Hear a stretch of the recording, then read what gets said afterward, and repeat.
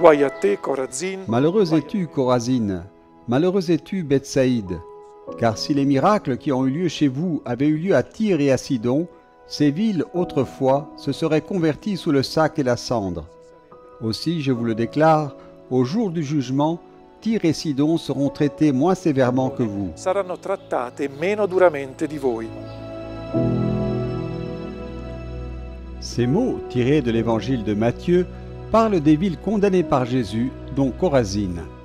La città di Corazine, che è citata sia nel Vangelo di Matteo. La ville de Chorazine, mentionnée dans les évangiles de Matthieu et de Luc, est un petit village situé au nord du lac de Galilée, à environ 3 km de la ville de Capharnaüm. La parte nord del lago di Galilea, a circa 3 chilometri dalla città di Cafarnao. Les miracles qui se sont produits à Chorazine ne sont pas mentionnés dans la Bible, probablement parce qu'aucune communauté chrétienne ne les a répandus. Les découvertes archéologiques datent la fondation de la ville au 1er siècle après Jésus-Christ.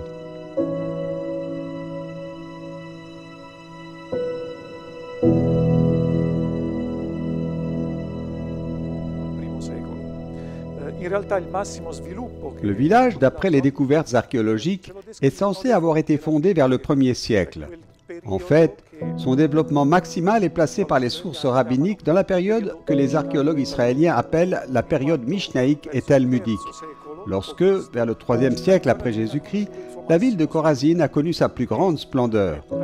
Un développement qui a duré un certain temps, jusqu'à ce que, vers le 8e siècle, la ville soit abandonnée pour être reconstruite plus tard, recréant un peuplement qui n'a existé qu'à l'époque mamelouk, c'est-à-dire au 14e, 15e siècle après Jésus-Christ.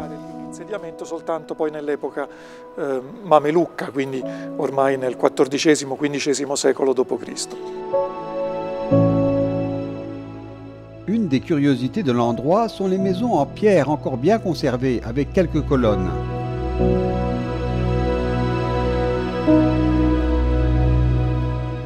La ville couvre une superficie de 10 hectares et est divisée en 4 quartiers.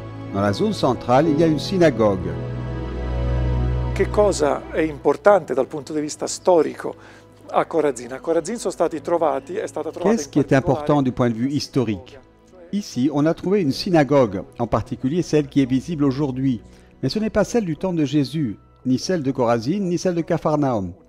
Elle remonte plutôt à la période dite mishnaïque talmudique, c'est-à-dire, nous dirions qu'elle remonte à la période byzantine, donc à une période postérieure au Nouveau Testament.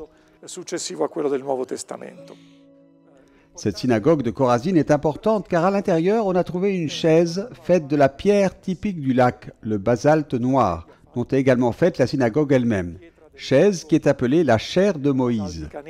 Di cui è fatta anche la sinagoga stessa, che viene chiamata appunto la cattedra di Mosè. Conversion, c'est l'appel de Jésus à Chorazine à ce moment-là, le même appel qui nous adresse aujourd'hui, surtout en Carême.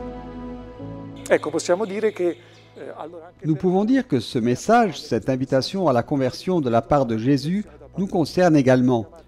Nous sommes appelés à écouter la parole de Jésus. Nous sommes appelés à prendre conscience de ces gestes de puissance que Jésus fait encore aujourd'hui au sein de son Église, au sein de l'histoire.